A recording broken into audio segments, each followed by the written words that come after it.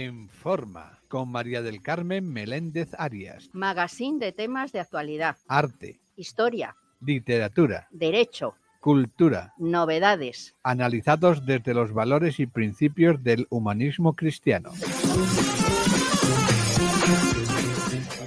Hola amigos, bienvenidos a En Forma, aquí en Informa Radio, vuestra emisora.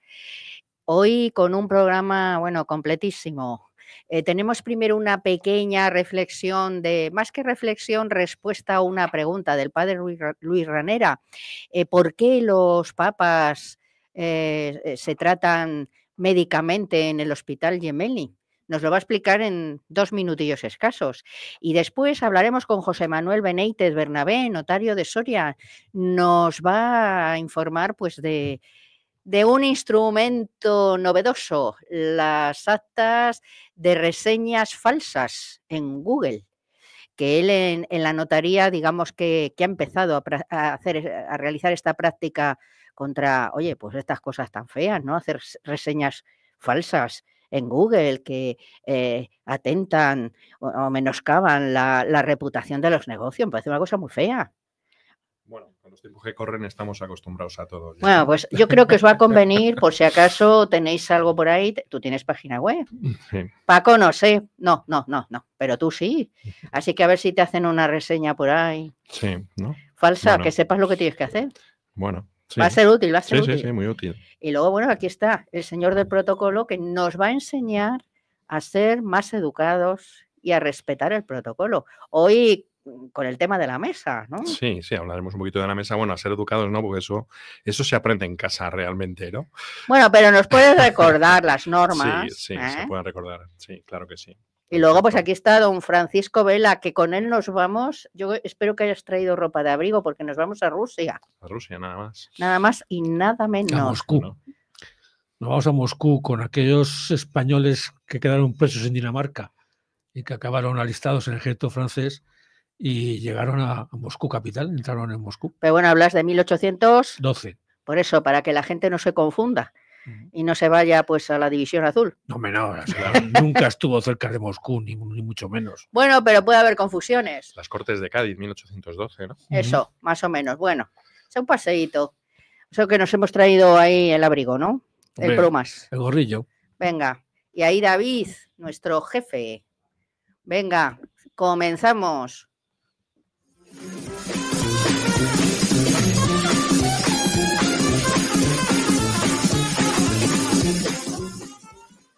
Bueno, pues más de una vez, sobre todo en estos días, quizás os hayáis preguntado por qué los papas van al Hospital Policlínico Gemelli y no van a otro, ¿no?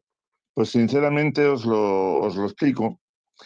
Cuando en el año 81 dispararon a Juan Pablo II en la plaza de San Pedro, se decidió llevarlo a ese hospital donde le realizaron una operación que duró unas 6 horas para extraerle la bala que el turco Ali Askar había disparado sobre él. Desde ese año hasta que murió en 2005 estuvo ingresado más o menos 10 ocasiones y de ahí viene también la gran escultura que preside la entrada del hospital que hemos visto tanto en estos días. También, Benedicto no estuvo ingresado, pero sí pudo visitar ahí a su hermano Georg, y Francisco, como hemos visto estos días, ha estado ingresado allí. El porqué, como digo, ha sido casualidad. No tiene el Vaticano acuerdo con ningún, podemos decir, ningún hospital de Roma ni nada, sino simplemente ya fue casualidad que se creó esa casualidad con Juan Pablo II y ya ha continuado la tradición. ¿Cuál es el trato que reciben allí los papas? Pues muy fácil. El doctor Alfieri, el día 21 de febrero, lo respondió a uno de los periodistas. Dice, lo que habéis oído para el Papa lo hace el Policlínico todos los días para todos los pacientes. No es que los especialistas que vemos a diario hayan venido a sus casas, sino que estamos aquí todos los días para los mismos problemas con los mismos pacientes. Es decir, que no hay un trato de ninguna manera especial. Y si nos miramos a la historia, incluso, fijaos qué casualidad también, fue el Papa Pío XI el que donó en 1934 el terreno para construir dicho hospital, que se inauguró en los años 60 y que tenía en aquel entonces 60 camas y hoy ya tiene más de 1.500. Y el nombre, de hecho, el nombre de Policlínico Gemelli lo debe a un fraile muy famoso que también fue médico llamado Agustino Gemelli.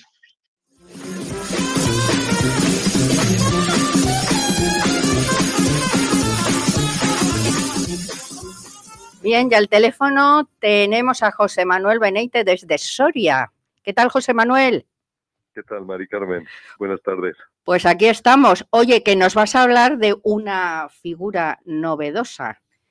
Las actas de reseñas falsas de Google. Aquí en el estudio están aquí mis dos invitados como muy atentos, a ver qué les vas a contar, porque por lo que se ve no es algo tan raro, eso de las reseñas falsas. Así es que, venga, vamos a saco para que nos lo expliques.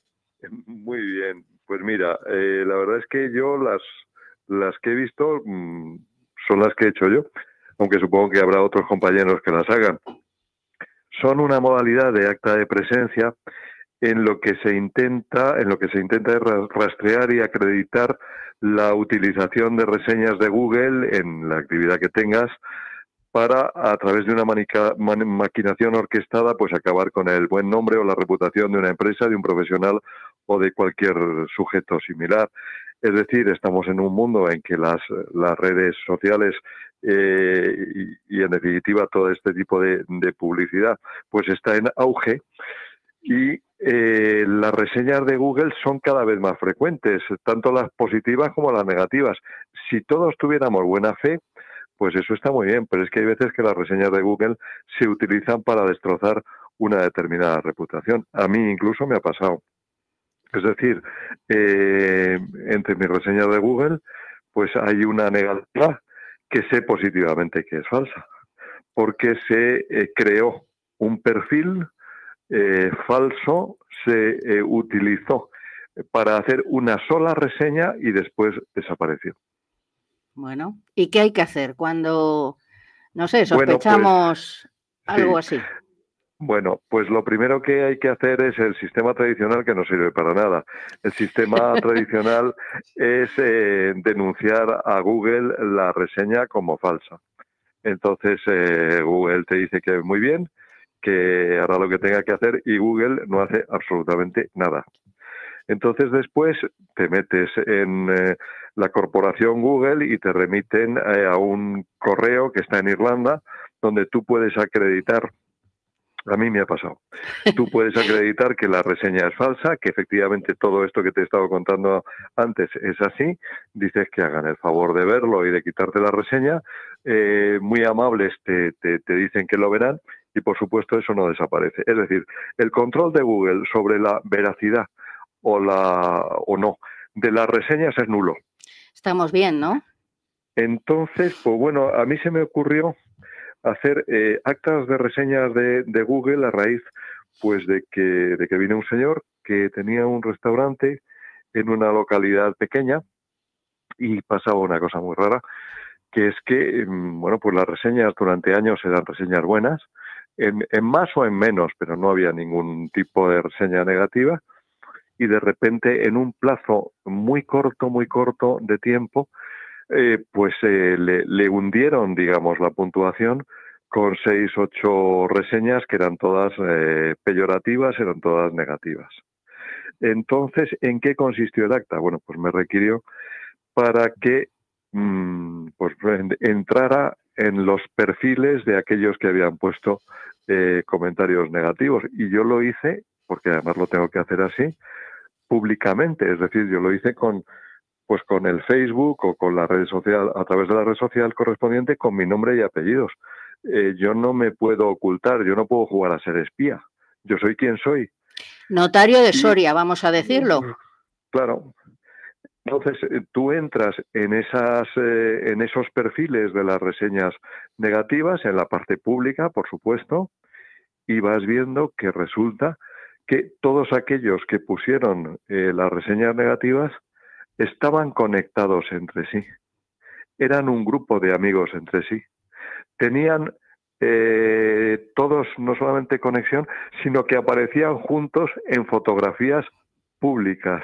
Y Vaya. entre las fotografías públicas, ¿quién estaba? Pues estaba el dueño del restaurante de enfrente. Bueno, Es decir, esto, por supuesto, no es definitivo, pero sí abre la posibilidad de una prueba objetiva que pueda acabar incluso en el rigurosísimo ámbito de protección de la Ley de Defensa de la Competencia o incluso en el artículo 208 del Código Penal, porque no se trata este tipo de campañas más que de injurias, ¿no? Eso ha sido lo he hecho 2 veces y la verdad es que las 2 ha salido bien. Se cumple, si te fijas, exclusivamente la normativa notarial. Es un medio de prueba objetivo, es público, es fehaciente, no te estás metiendo por ninguna gatera, estás simplemente comprobando las fotos y las conexiones públicas entre redes y los estás plasmando en un acta. Y es una forma, desde luego, bastante más eficaz que el sistema de Google, que no existe, de acabar con este tipo de gorrinadas. no, además que eso, vamos a ver, estos comportamientos sí hay que combatirlos o por lo menos intentar combatirlos y hacer que el derecho sirva para algo, porque si no, en las redes es que puede convertirse esto en una selva, ¿no? Las redes ya son una selva. Son una selva, por supuesto, Entonces pero... es la forma de intentar que no lo sean. Por lo menos una de las veces sí sirvió para que este tipo de propaganda negra desapareciera. No es una cosa, digamos, frecuente. Vamos, quiero decirte que no digo la actuación peyorativa. El que venga la gente a hacer un acta notarial en este aspecto no es una cosa frecuente. Yo simplemente lo que sí quiero decir es que yo las he hecho y sí han servido para algo. Bueno, pues oye, animar a la gente que cuando vea una reseña de Google ahí extraña, porque yo sí veo muchas así peyorativas y muchas de ellas que he visto dicen lo mismo. Sí, si es que vamos a ver, si es normal que si tú, y es sano, que si tú vas a un sitio y te tratan bien, pues tú digas que te han tratado bien, y si te han tratado mal, digas que te han tratado mal. Eso está muy bien. De lo que se trata es de acabar con maquinaciones, de lo que se trata es de acabar, pues en definitiva, con campañas orquestadas para acabar con la reputación de alguien. Entonces, el que observe un comportamiento de estos, una reseña de estas, que vaya a la notaría, digo yo, ¿no? Pues sí, yo no sé si, ya te digo que yo no sé si hay más compañeros míos que lo hacen, yo supongo que sí, porque es que no deja de ser una modalidad de acta de presencia como otra cualquiera que cumple escrupulosamente y que tiene que cumplir lo que dice el reglamento notarial, que es que tu actuación tiene que ser abierta, tiene que ser pública. Tú no te puedes disfrazar de lagarterana, en definitiva, para entrar en un ámbito y actuar profesionalmente. Tú tienes que ser tú, pero estás entrando en ámbitos públicos y estás simplemente comprobando conexiones. Oye, pues que esta intervención tuya aquí en nuestro programa sirva para divulgar esta figura y esta posibilidad, porque a mí me parece que tiene muchísima aplicación. Viendo, pues echando una ojeada por Google, porque es que yo me he encontrado reseñas todas con el mismo texto que inducen a pensar que van por ahí. Está claro. Entonces, pues que la gente no se calle y por lo menos, pues, en fin, es una forma de hacerlo. Es una forma de hacerlo. Es una cosa, entre comillas, entretenida, lleva su tiempo, pero pues lógicamente porque es que tú vas viendo perfiles y vas viendo que en este perfil pues hay todos estos señores que están en común, que forman parte del mismo grupo y que son los mismos que están haciendo pues lo que te acabo de decir y encima que tienen conexión con alguien de la competencia de quien ha venido a requerir tu servicio. Pues desde luego, aquí yo tengo a mis 2 invitados aquí muy serios, escuchando, o sea, yo creo que están tomando nota. Me parecerá muy bien. Así es que si hay algún problema, que no lo haya, Dios lo quiera, pero si lo hay, ya te llamaremos, que tú aunque estás en Soria nos vas a decir qué hacemos. Yo estoy encantado. Y estoy encantado de estar a disposición de cualquiera o de cualquier compañero que oiga esto y no se le haya ocurrido, pues sí, yo sí lo he hecho. Oye, hay que divulgarlo entre tus compañeros, entre tus compañeros y juristas en general. Tengo algún podcast también sobre esto. Sí, por ahí circulando. Tienes unos podcasts siempre muy buenos. Muchas gracias, Carmen. Oh, no, la verdad. Bueno, José Manuel, no te entretenemos más porque sabemos que eres persona ocupadísima. Y, en fin, gracias. Muchas gracias a ti por darnos estos minutos para explicarnos este tema que me parece importantísimo. Encantado y a tu disposición. Igualmente, un abrazo. Un abrazo, Carmen. Adiós.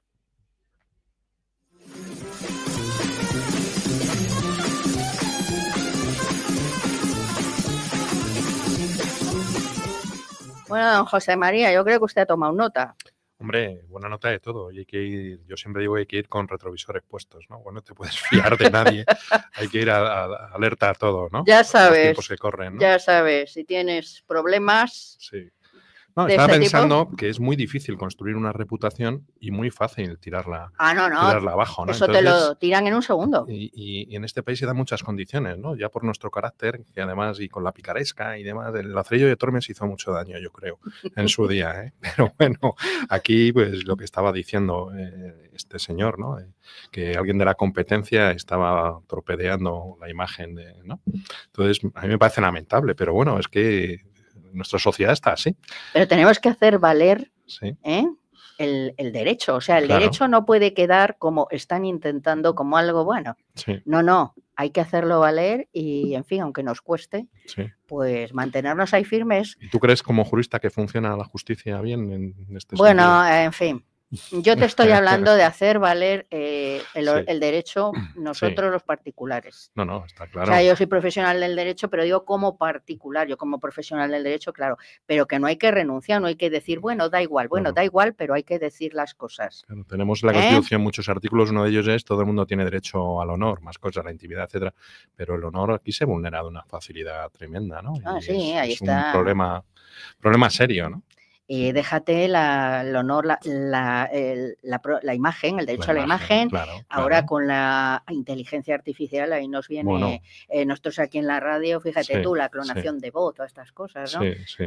Bueno, eso va a pasar en el mundo del doblaje, por ejemplo, ¿no? Que es un mundo donde al final prescindirán de todos los actores de doblaje. Déjate que no nos pase a nosotros. Bueno, pues lo que mismo. aquí pongan aquí una voz clonada diciendo cosas que tú y yo nunca diríamos. Sí, pero y es nuestra voz. La voz, claro, y nos llevan encima a los tribunales, fíjate.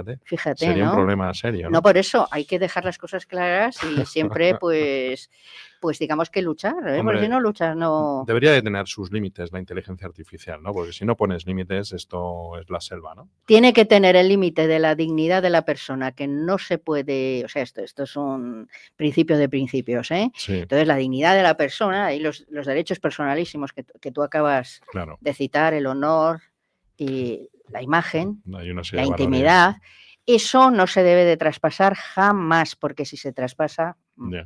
Pero bueno, tú aquí nos vienes a contar cosas de protocolo también muy importantes. Bueno, la mesa, hoy nos vas a hablar de la mesa. Hay un refrán que dice que en la mesa y en el juego se conoce al caballero. Sí, es así. Eso es verdad. Sí, claro, son como dos escenarios donde uno tiene la oportunidad de demostrar pues esa categoría social que se le supone, ¿no? Entonces, pero bueno, lejos de este dicho o este tópico, que se distingue al caballero y a la señora, ¿no? Hoy en día que está... decimos caballero en sentido genérico, porque no me digas decir caballero, señora y demás especies. Ellos y todas estas cosas. No me hagas decir eso. No, para nada. Bueno, la mesa es una cosa muy importante, es un elemento social quizás de los más importantes que tenemos, porque cualquier negocio, cualquier celebración de cualquier tipo se celebra en torno a la mesa, ¿no? Ya sea una comida, una cena, incluso desayunos de trabajo. Y hay ocasiones donde a lo mejor no sabemos, no el comportarnos en la mesa, que normalmente, si nos vamos a excepciones, pues veremos que hay gente que no se comporta, que hablan a voces, que no tienen modales, que no tienen la postura. Pero bueno, podemos hablar de temas mucho más sencillos y que hay muchas personas que desconocen, ¿no? Como comensales. Son quizás tonterías, ¿no? Pero, por ejemplo, el tema del pan, ¿no? Que siempre, a mí en mi programa de radio me preguntan, ¿el pan? A mí, ¿cuál es el pan? ¿El de la derecha o el de la izquierda? Pues es el de la izquierda. Pero ¿y si me lo cogen? Pues yo cojo el de la derecha, ¿no? Hombre, no. Llamas al camarero y que te dé otro, ¿no? Porque si empezamos a coger todos el que no nos corresponde, al final eso es la selva, como decía antes. Bueno, pues es el de la izquierda. O, por ejemplo, ¿cómo dejo yo los cubiertos cuando acabo de comer? Y entonces tienes teorías de todo tipo y además la gente te las justifica muy serias y demás. Hombre, y yo, dentro de que hay que aceptar cualquier todo, ¿no? Quiero decir, aquí no hay una regla matemática, ni es ley, ni te sancionan por no cumplir el protocolo. Lo más que tenemos es un Real Decreto del año 83 y es de precedencias del Estado, que ordena el rango de cada... Que algún día hablaremos Sí, del sí, sí, el Real Decreto. Está ya un poquito ya pasadito, ¿no? Sí. Fue en el año 83, claro, en una época donde además estaban emergiendo las autonomías y por tanto hay muchos cargos autonómicos que no aparecen en ese Real Decreto, pero bueno, los profesionales del protocolo es con lo único que pueden lidiar, con un decreto que ya tiene, pues eso, más de 40 años, tiene 42 concretamente. Pero bueno, quiero decir que se infringen normas del protocolo y se infringen a muy altos niveles. Yo el otro día en mi programa hablaba de fallos de protocolo a nivel de presidente de gobierno o de su majestad el rey, siempre desde un punto de vista profesional y con el máximo respeto y la máxima veneración por estas personas, ¿no? Pero volvamos a los cubiertos, a ver. Sí, los cubiertos. Bueno, los cubiertos, ¿cómo dejarlos, por ejemplo, cuando acabamos de comer? Bueno, pues se dejan los dos a las 6:30, para entendernos. ¿Bien? O sea, no a las 8:20, como muchas veces creen. No, se dejan a las 6:30. ¿Por qué? Porque es una manera, si los dejamos cruzados, podemos darlos con las manos y desplazar el cubierto después del plato. Entonces se dejan así. ¿Qué es lo primero que hace uno cuando se sienta a comer? Bueno, pues lo primero que hace uno es ponerse la servilleta.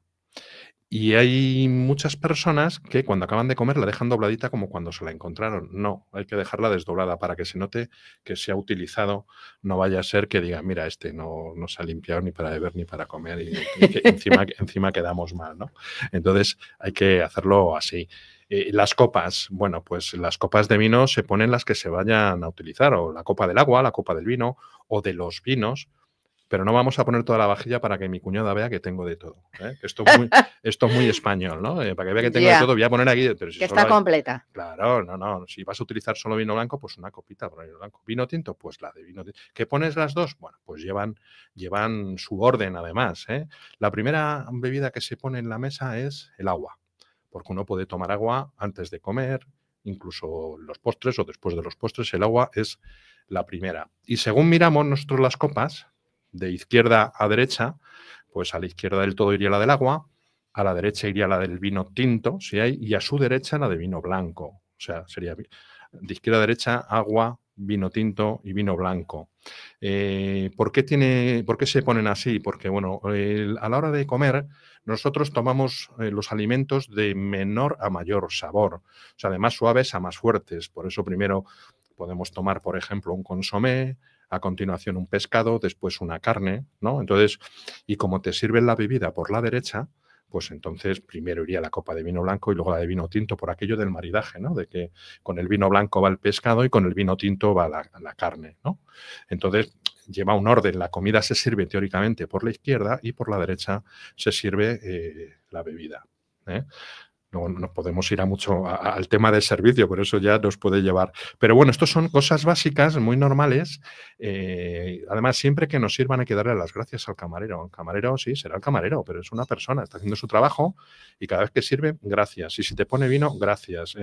La botella de agua y la botella de vino tienen que estar en la mesa. Teóricamente depende del tipo de comida que sea.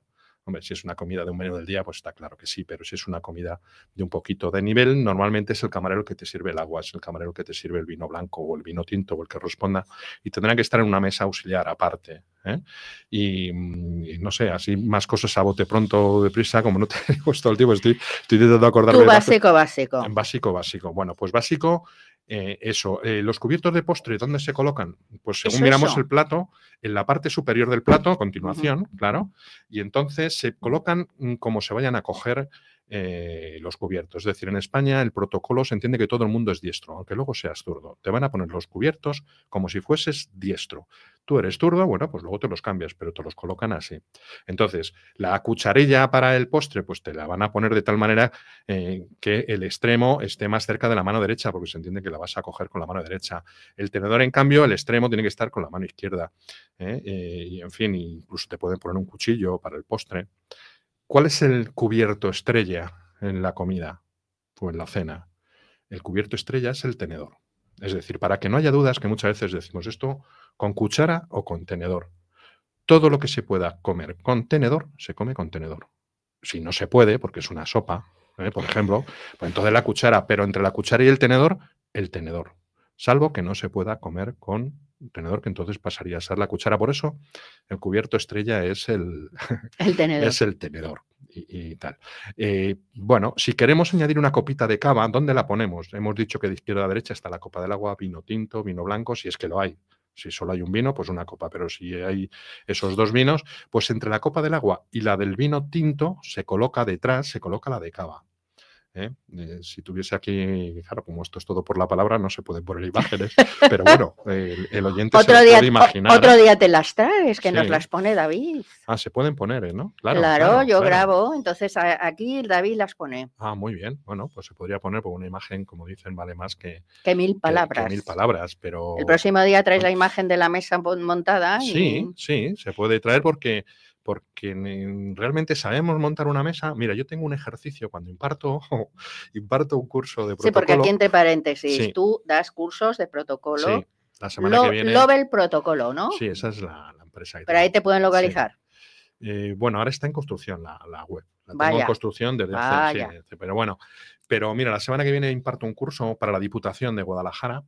Y entonces el último ejercicio que yo hago el último día es que a cada uno de los alumnos, creo que tengo 29 personas, bueno, pero les doy 29 cargos políticos para que apliquen ese Real Decreto del año 83 y en una supuesta mesa para comer ordenen a las autoridades cómo van a comer, ¿no? Oye, uno hace ejercicio práctico. Sí, sí, un ejercicio práctico. Uno hace de rey, otro hace, una mujer hace de reina, otro de, pues no sé, de defensor del pueblo, otro de ministro de, no sé, del interior y así sucesivamente. Y luego además, en la mesa vamos a comer, yo leo la minuta y cada uno de los alumnos tiene que ir a buscar los platos, los cubiertos, las copas para poner la mesa según lo que vayamos a comer y luego lo evaluamos. Quiero decir, o sea que es un ejercicio muy práctico, nos lo pasamos muy bien y acabamos comiendo, que es como he dicho, como se celebra todo en este país y es la mejor manera de echar buenos ratos y de arreglar el país, que comiendo o tomando vino se arregla el país muy rápido. Oye, si fuera así, claro, pues comíamos y bebíamos. Hombre, todos los días. Todos los días, pero no sé yo, no sé yo si esto va a ser... pues a mí me parece interesante todo lo que cuentas. Otro día traes imágenes. Otro día traigo imágenes. La segunda norma, a ver, anticípanos algo que nos podáis explicar otro día. Otro día sobre protocolo, la mesa. La mesa o lo que sea. La mesa, probar los vinos. ¿Sabemos probar los vinos? Porque claro, muchas veces llegas a una comida y cuando a alguien le toca, le echan el vino para que lo pruebe, que normalmente todo el mundo se esconde y todo el mundo está mirando para otro lado a ver si no me toca a mí. Y cuando te toca, el que le toca dice, bueno, no me va a ver nadie, voy a probarlo. En ese momento todo el mundo te mira. Te mira todo el mundo y tú no sabes qué hacer. Entonces lo que haces es tomártelo muy rápido para que pase el trance en 3 o 4 qué bueno segundos. Está. Y ya está, y decir, sirva, aunque no esté la temperatura adecuada, aunque tenga corcho, aunque tenga muchas cosas. Bueno, eso lleva su protocolo. Oye, también. El vino tiene mucha parafernalia, ¿eh? Sí, pero tiene también su el mundo del vino, ¿eh? Sí, tiene mucha parafernalia. Toda la vida bebiendo vino y ahora vienen y nos dicen cómo tenemos que hacerlo. Y tú dices, pero estos señores que dicen, bueno, tiene su explicación desde un punto de vista académico, tiene su explicación. Otro día lo contamos. Otro día lo contamos y trae imágenes del vino. Traigo imágenes, sí. Del vino y ya está. En torno a la mesa, bueno, esto entra dentro de lo que se puede llamar protocolo social, que es lo que más demanda la gente cuando vas a un curso. Te piden protocolo social, la hora de vestir, cómo puede ir a una boda, qué traje es el de etiqueta, en fin, qué bolso tengo que llevar. Dicen las señoras, el chaqué, hasta qué hora lo puedo utilizar. ¿Puedo ir a una boda de smoking? Pues no puedes ir. ¿Por qué? Pues no es la etiqueta. Y hay quien va, Bueno, hay que va de todo y hay quien va de cubiertos, de cuello alto y, en fin, hay de todo. Como claro. Decía mi padre, que era de ese mundo de la, de la ropa, la vestimenta, decía, van cubiertos, no vestidos. Van cubiertos, no vestidos, claro. Lo decía siempre, van cubiertos, no vestidos. Sí. Pero oye, el próximo día el vino. Sí, otro día hablamos del vino y es muy interesante el tema de probar el vino y tiene su porqué. Es decir, la gente no hace estos pasos, pero también porque nadie les ha explicado. el por qué, ¿no? Cuando la gente mira el vino y dice, ¿qué hace este mirando el vino? Si es vino, hombre, ya, pero estás mirando si hay alguna impureza. Hombre, quiero decirte, o sea, todo tiene su explicación. Aquí nada es aquí regalado, ¿no? Como diría el otro. Y tiene su explicación y tiene su protocolo, que es la manera de seguir los pasos. El protocolo los ordena. Y está bien porque nadie quiere desentonar cuando vas a un acto social, cuando estés en una comida. Yo el otro día contaba que el rey Alfonso XIII, con esto ya acabo, que yo me enrollo mucho. A Alfonso XIII le gustaba comer con las personas que servían en Palacio Real. Y entonces un día pues hubo un jardinero que se tomó un cuenco que era con agua y era para lavarse los dedos porque iban a tomar marisco. Y entonces todo el mundo se empezó a reír de él. Entonces el rey Alfonso XIII esperó a que todo el mundo se hubiese pringado los dedos del marisco y tal, y cogió, y antes de que se lavasen los dedos, él cogió y se bebió el tazón de agua, con lo cual todos los demás se vieron obligados a bebérselo cuando después habían lavado las manos y tal. O sea que es una cosa que no tenemos que reírnos de alguien que haga una cosa que no sea lo correcto. Hay que ser prudente, comedido, porque todos metemos la pata. Vamos, yo la meto todos los días e intento sacarla. Ese es el juego de la vida, ¿no? Bueno, oye, hay que aprender. ¿No? Claro, claro. ¿Qué vamos a hacer? Nadie sabe de todo, porque además ser perfecto debería ser muy aburrido, ¿eh? Pues sí. Porque solo puedes criticar a los demás. Y es una pues sí, faena, sí, ¿no? Es un rollo eso. Muy aburrido, pero bueno. Ser tan perfecto. Evidentemente, en cualquier campo. Ser perfecto es inadecuado, además. Sí. Es un rollo. Pues oye, nos tienes que enseñar a lo de los vinos. Perfecto. Sí. Es un mundo el del vino, ¿eh? Es un mundo, y además cada vez coge más adeptos y mucha parafernalia, también hay mucha tontería. Exactamente, sí. Hay mucha gente que presume soy del mundo del vino, pero nunca ha visto una cepa. Bueno, ni un racimo así. No nada, sabe cómo se corta el racimo. Por cierto, hay una cosa que voy a aprovechar a decir ya con esto del tema del vino, y ya sí que acabo, de verdad, Mari Carmen. Es que me viene y si no se me olvida. Cuando llevamos una botella de vino a casa de alguien, porque es una comida, una cena y nos invitan, no es obligatorio que el anfitrión la saque en la cena o en la comida, lo que se trate. No es obligatorio porque él puede haber pensado en el maridaje. Entonces no hay que reclamar que lo saque. Hombre, si él tiene unos vinos que son peores, digo yo que tendrá un poquito de savoir-faire, que dicen los franceses, y sacará ese vino porque es muy bueno. Pero si tiene vino peleón. Sí, claro, en fin, pero normalmente no se puede exigir porque se supone que el anfitrión ya ha elegido un vino con un maridaje correcto.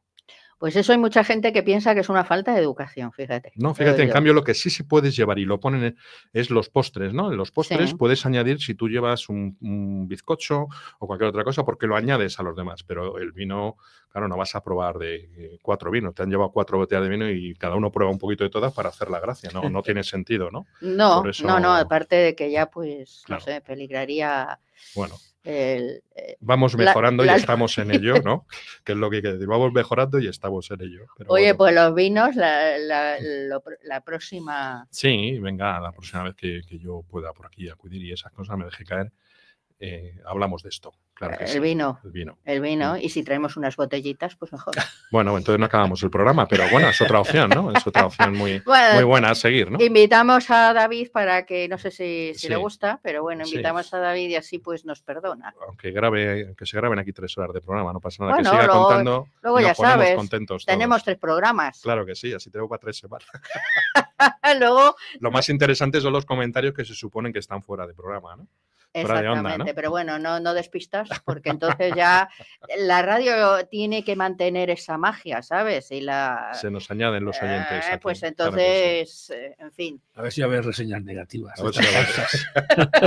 Ya sabemos lo que tenemos que hacer. Tenemos hasta el notario, José Manuel, y desde luego con una copita de vino, pues una botellita que le llevemos. Los problemas son más fáciles.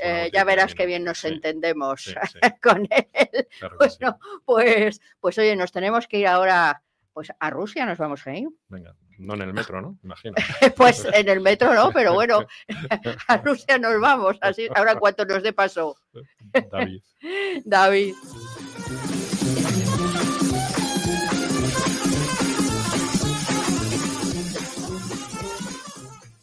Bueno, don Francisco, aquí con tanto vino, tanta la comida, que hemos comido bien, ¿verdad? Pues, a ver, ¿dónde estamos? ¿En Rusia ya o no? No, todavía no. Dame un poquito de tiempo. Vale. Hace 3 capítulos dejamos a un montón de españoles presos en Dinamarca, unos 5.000 que habían quedado olvidados cuando Marqués de la Romana consiguió evadirse en la flota británica. Y esos 5.000 españoles, pues lamentablemente, de Dinamarca pasaron hasta Francia en calidad de prisioneros, maltratados por el camino, acosados. De esos 5.000 hombres, a Francia solo llegan 3.000. O sea, tú fíjate, en cuestión de 6 meses solo llegan 3.000. Las condiciones del viaje y del trato de los franceses a los prisioneros es para realmente levantar una demanda pública, porque es indescriptible. He leído los documentos y las memorias de muchos de ellos y ver cómo relatan ese viaje es que te deja totalmente demolido. El caso es que de los que se quedan en Dinamarca son 3 regimientos y un montón de gente suelta. 2 regimientos de infantería y 1 de caballería, a los que posteriormente siempre se les ha acusado de ser afrancesados por el simple hecho de haber quedado atrás en Dinamarca y de haberse luego alistado en un regimiento de infantería francés. Se ha dado por sentado que por ese motivo ya eran afrancesados. Y yo defiendo que no. Defiendo que no porque, teniendo el historial de muchos de los oficiales, te das cuenta que todos acabaron presos en Francia. Ninguno en ese momento se pasó o ninguno... no, todos los oficiales y soldados en septiembre de 1808 acabaron presos en Francia. Luego han tenido que, si son afrancesados, no acabarían presos. El único que no acabó preso fue el general Quindelán, que era el segundo comandante de la Romana, y ese era declaradamente afrancesado, nunca tuvo ningún impedimento en decirlo, y de hecho acabó siendo general de división francés. Después de al acabar la guerra, se naturalizó francés y acabó siendo general francés. Pero el resto eran todos españoles, y yo creo y defiendo que no eran afrancesados, eran sencillamente, estaban en el lugar equivocado en el momento equivocado. Y cuando quedan presos en Dinamarca, pasan todos a Francia, son todos repartidos en varias plazas y castillos para tenerlos separados, y al final, pues lo que hacen es lo que haría cualquiera en su situación. O sea, he ido de España hasta Etruria, de Etruria he ido a Dinamarca, y ahora he vuelto a Francia y prisionero. ¿Qué puedo hacer yo? Qué viaje, ¿no? Pues es increíble, por supuesto. ¿Qué puedo hacer yo en Francia siendo un prisionero al que me maltratan, me hacen pasar hambre, me tienen totalmente confinado? Pues aprovechar la primera oportunidad para salir de la cárcel. Y esa primera oportunidad se la dio el mismísimo Napoleón cuando intentó levantar un regimiento de infantería extranjera solo con españoles. Lo consiguió porque afortunadamente todos estaban allí locos por salir de prisión y se habían apuntado a un bombardero. Y este regimiento, que se formó con 4 batallones, enseguida tardó en alistarse porque, claro, no había suficientes presos para dotar a todo el regimiento. Y al final hubo que traer presos de la guerra de España. Pero al final se formó, tardó, se formó, y en 1811 a finales, este regimiento, el regimiento de José Napoleón, pues está formado en Aviñón, se forma en Aviñón, y de ahí lo que ocurre es que se dividen en 2 agrupaciones, porque Napoleón tenía miedo de que al estar todos juntos fueran un incordio más que una ayuda. Los separó, de manera que 2 batallones se fueron hacia el norte y los otros 2 batallones se fueron hacia Italia. Y de esa manera él tenía 2 agrupaciones de combate muy interesantes y muy operativas, y al mismo tiempo los tenía incomunicados, de 2 y 2. Y de esta manera llegamos a la campaña de Rusia. En la campaña de Rusia, en junio de 1812, pues la primera agrupación, que son el 1er y 4 batallón, pues son trasladados al 4º cuerpo de ejército del Príncipe Eugenio, y el 2º y 3º al 1er cuerpo del Mariscal Davout, que está por Nimega y por Maastricht. Ambos agrupaciones participan en toda la campaña de Rusia, desde que cruzan el río Niemen hasta Moscú, participan en las batallas de Vitebsk, de Smolensk, de Borodino, y entran en Moscú. Han sufrido de todo, o sea, porque evidentemente es una campaña brutal. O sea, lo que vemos en Guerra y Paz, vamos. Claro, efectivamente, pero yo creo que multiplicado por 10, ¿sabes? Multiplicado por 10. Porque no sé, o sea, en esas películas, en esas acciones, no ves la carnicería que es una batalla napoleónica entre 2 ejércitos descomunales como eran estos. La batalla de Borodino es una auténtica matanza, una auténtica brutalidad, que deja a los 2 ejércitos exhaustos, y al final ganan los franceses porque los rusos se retiran. Es la típica combate de boxeo entre 2 boxeadores groguis. O sea, dura 2 o 3 días y llega un momento en que ya no hay manera de sacar partido. Y lo que hacen los rusos es retirarse y dejar a los franceses dueños del campo, pero también extenuados. Los rusos se retiran incluso de Moscú, dejan Moscú libre, y cuando Napoleón entra en Moscú se la encuentra vacía, desocupada y sin ningún tipo de apoyo logístico. Y ahí es donde Napoleón comete el primer error de su carrera, o el más grave de su carrera, que es permanecer mes y pico en Moscú esperando a que el zar Alejandro se rinda. Vaya a Moscú y se rinda ante Napoleón. Él piensa que va a hacerlo, que él piensa que su ejército está destruido, piensa que no tiene ninguna opción, pero sin embargo lo que no sabe, porque no tiene manera de saberlo, es que el zar Alejandro está reconstruyendo su ejército. Alejado de Moscú, sin que los franceses le acosen, está reorganizando su ejército. Y lo está haciendo bien y con fuerza y con rapidez. De manera que cuando Napoleón se da cuenta de que ahí ha llegado un punto muerto, ya es demasiado tarde. Se le ha echado el invierno ruso encima y eso supone pues, una marcha de 20, 30 bajo cero, unas ventiscas de nieve que tapan el camino y hacen perderse las unidades, un acoso constante de los cosacos y los partisanos, y se convierte la retirada en una auténtica carnicería también. Y ahí hay españoles. Hay españoles. Los mismos españoles que han ido en vanguardia atacando hacia Moscú, Napoleón los coloca en retaguardia para proteger la retirada. Pobrecillos, ¿no? Es que los españoles en esta campaña, a pesar de que quieran desertar, a pesar de que estén ahí, digamos, a regañadientes, cuando un soldado, y más un español, entra en combate, se olvida de todo eso. Y lo que sale es su punto honor y su valor y su entrega. Y los españoles en la campaña de Rusia combaten como los mejores, hasta el punto que Napoleón los felicita, los hace entrar en vanguardia el primer día en Moscú y los tiene como sus centinelas en la primera noche. Incluso reparte muchas medallas y condecoraciones entre los oficiales españoles. Luego se comportan con un valor y un punto de honor realmente indescriptible para la gente que no entiende qué hacen allí. Que luego, eso mucho luego le vendrá en su detrimento cuando lleguen a España. En esa retirada de esos españoles que salieron de Francia o de Alemania unos 4.000 y apenas regresan un poquito más de 2.000. Ya es un número elevado de bajas. De esos 2.000, unos poquitos llegan a Francia, pero la mayoría que ha sido hecha, que ha resultado herida o se ha hecho prisionera durante la campaña, acaban en San Petersburgo, a las afueras. Y ahí es donde surge la siguiente historia de estos españoles, que es que el zar Alejandro, que quería en ese momento congraciarse con España por la típica guerra que llevaba de partisanos y de eso, le ofrece le ofrece al embajador español de levantar un regimiento a expensas de Rusia, equiparlo, vestirlo a la rusa, para de esa manera demostrar un poco el intento de confraternizar con España.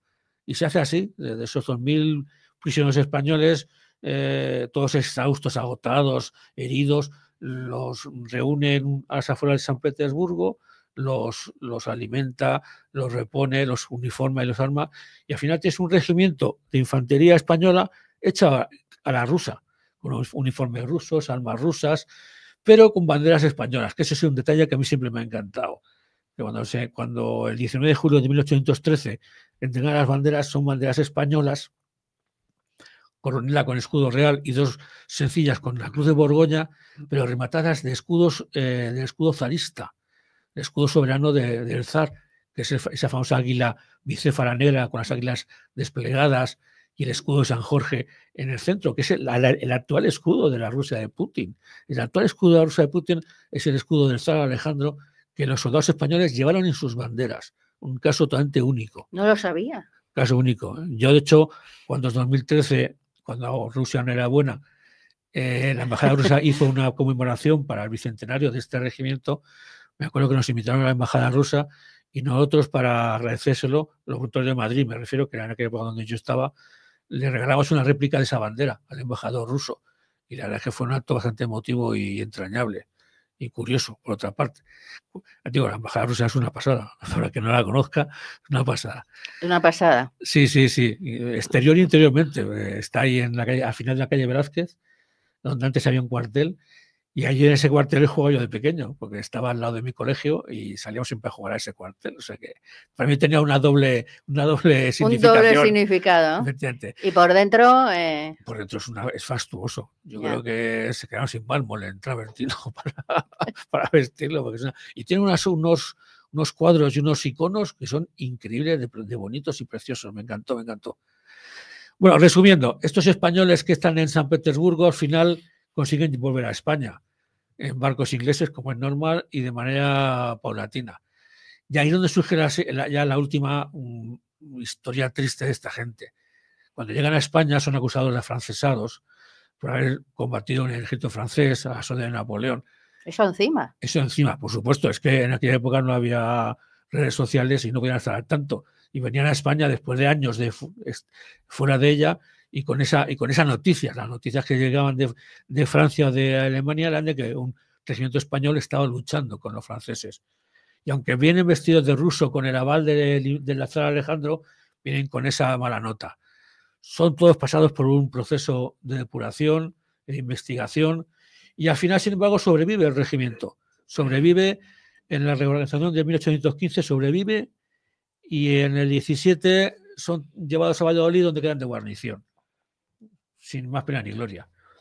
Y el regimiento, sin embargo, tiene un final trágico porque en el 20 se apunta a la España liberal de Riego, con la sublevación de Riego se pone de su lado, se hace constitucional, combate a los 100.000 hijos de San Luis cuando estos invaden España, y desgraciadamente todos saben cómo acabó esa historia, con el ejército constitucional destruido, derrotado, y los realistas adueñados de la situación. Fernando VII con un absolutismo desmadejado y desproporcionado y cruel, lo que hace es que suprime todos los regimientos militares, y entre ellos el de Imperial Alejandro, que era como se llamaba este regimiento. En 1823, el regimiento, que se había cambiado de nombre para intentar escurrir el bulto, eludir la disolución, pero no, junto con todos los regimientos, es disuelto. En 1823 ya nunca más se volvió a levantar. De esto, lo único que nos queda es una bandera en el Museo del Ejército. Se conserva una bandera en el Museo del Ejército sencilla, con la Cruz de Borgoña. Ahora en Toledo. En Toledo, con los escudos y el nombre, Imperial Alejandro, que fue el nombre que recibió estos antiguos soldados españoles que al final, en 1823, acabaron todos en sus casas, disueltos o licenciados. Bueno, que acabó en su casa, pues mira. Sí, suerte tuvo. La pena fueron los que no se pudieron pasar a los rusos. Esos acabaron todos en Francia y eso sí que no pudieron regresar a España. Tenían ya un estigma total. Todos acabaron nacionalizándose francés y muchos de ellos hicieron carrera en el ejército francés. Muchos de ellos, sobre todo los oficiales, hicieron carrera en el ejército francés, pues sabían que no podían volver a España. Para ellos era imposible. Y esa es un poco así mismo la historia de nuestros soldados españoles, que además lo reflejó muy bien en un libro, una novela preciosa, Pérez Reverte, una novela que yo me leí en su día y que me parece maravillosa, que se llama La sombra del águila. Se la recomiendo a todo el mundo que quiera conocer un poco la historia de estos españolitos. Qué pena, ¿no? Fue un poco triste. Es triste por el entorno en el que se produce, pero sin embargo, desde un punto de vista militar es como una visión azul. Estás luchando a favor de alguien que no se lo merece, pero estás luchando de una manera heroica, de una manera impresionante. O sea, no debe darnos vergüenza. A mí no me da vergüenza porque saben conocer. ¿No? Pero es que en aquella época sí. El haber luchado con los franceses es como en España, los juramentados o afrancesados.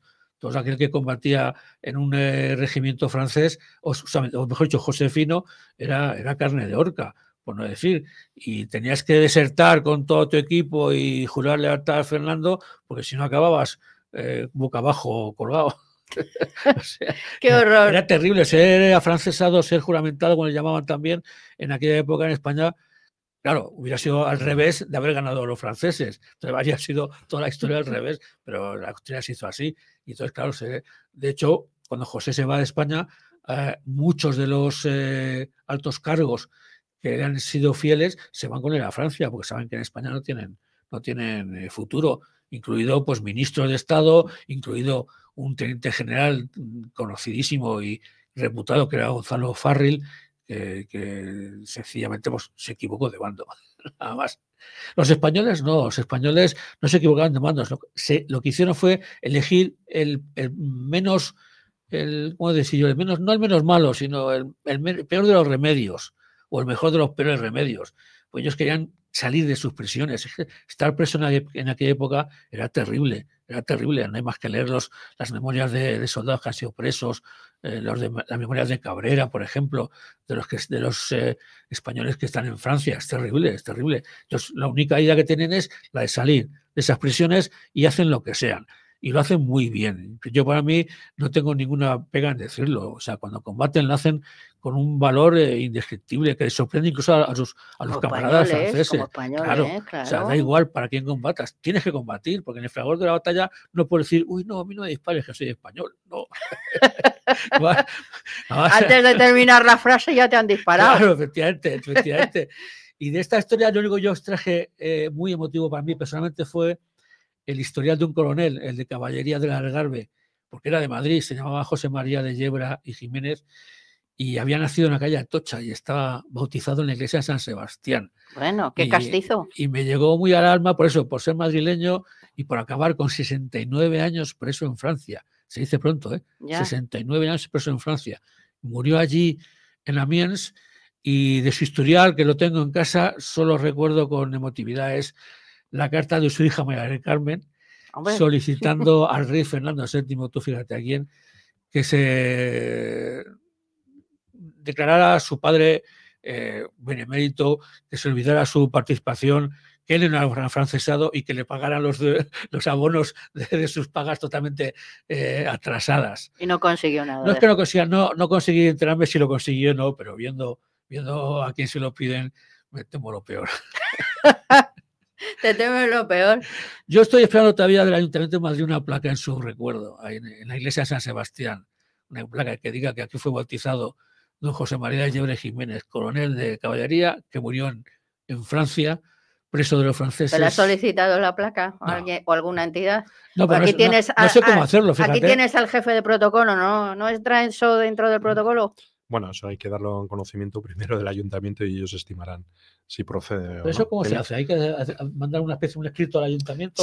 Sí, y ellos lo pasarán al departamento que trate de este tema y ellos decidirán en el pleno si procede o no procede. Pero bueno, ¿un escrito o cómo? Sí, una carta, una carta. Lo voy a hacer. Y no se pierde nada. Oye, a ver, si ves por ahí cantidad de placas a cualquier cosa, a cualquier personaje, hay muchos, bueno, casi todos son de valor. Claro. Pero yo cada vez que veo la placa de Ratoncito Pérez, pues será muy bonita y muy maja, pero a mí que... Aquí tienes, aquí tienes al experto en protocolo que te puede asesorar. Lo bueno es que me van a decir que era afrancesado y que no se lo merece. Entonces, claro, muchas veces piensas, ¿para qué te vas a esforzar? Oye, habrá otros que no se lo merecen y la tienen. Sí, bueno. Pues se lo merecen menos. Eso me imagino también el panorama escultórico de Madrid. O sea que... Tú escribe, ¿eh? Claro. Me plantearé... ¿Pero dirigido al alcalde o cómo? Sí, lo dices al alcalde y que lógicamente esto como cuando escribes a Zarzuela, ¿no? A su majestad el rey, no lo deberías de dirigir a su majestad el rey, sino al jefe de la casa. Pero bueno, si pones a su majestad el rey, lo va a coger el jefe de la casa y él, si es conveniente, lo considera, procede y lo despacha. Pues esto es lo mismo, tú lo mandas al alcalde y donde llegue, pues ya verán su jefe de gabinete si procede elevarlo o no, que seguramente sí.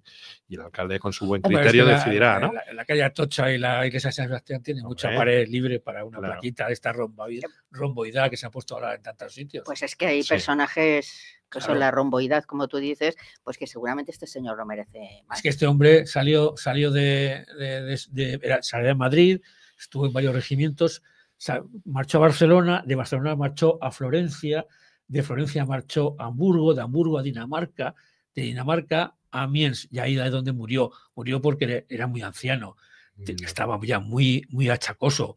Y encima preso de estos animales, pues claro, murió en julio del año 9. Y la lucha de su hija a mí es lo que me enterneció. Oye, y la solicitud por registro electrónico, ¿no? Bueno, de tal manera que les llegue, asegurarse uno que les llega. O sea que, porque ya no hay registro físico en el ayuntamiento. No. Eso no lo sé, imagino que habrá registro físico. Aunque luego también, cabe en el imagino que archivo, sí. ¿no? Como todo. Pero bueno, en todos los sitios llegan cartas manuscritas. No todo el mundo tiene un ordenador en casa, ¿no? Bueno, la justicia, la administración de justicia está todo digitalizado Sí. y ya no hay registros Ya no, físicos, físicos ya no hay, ¿no? ¿no? Bueno, Y si en el catálogo digital no viene pues esa cuestión que tú quieres presentar, oye, yo esta pues tienes mañana, que ir por correo claro, certificado. esta mañana he ido al ayuntamiento a hacer un documento y ha sido totalmente físico y con mi buena. firma y con tal y lo he entregado. O sea Yo es que que esto creo- puede ser igual. Creo que a Paco le va más el físico, ¿no? Sí, yo soy muy Tú eres de, de físico. muy de presentarme en Oye, los pues el sitios. día que lo presentes, vamos, nos sacamos una fotito ahí con el Claro. sello y le damos aquí Hombre, a mí publicidad. me haría mucha ilusión porque además también hay muchos héroes de la guerra olvidados. Pues Totalmente. nada, ya sabes, ahí Mm. te puedes ganarte tu celebridad. Y ya nos dice David ¿Ya? que nos tenemos que marchar. Bueno, se pasa el tiempo volando. Así es que nos vamos y creo que es un programa completísimo. Sí. Y seguimos con el protocolo y seguimos Otro día. con todo esto de Con que mis nos cuentas. historias. Muy bien. Eso, las historias de Paco, vamos a llamarle. Muchas gracias. Y nada, nos vamos corriendo. Y como siempre, que paséis una semana estupenda, en forma. Sed muy felices.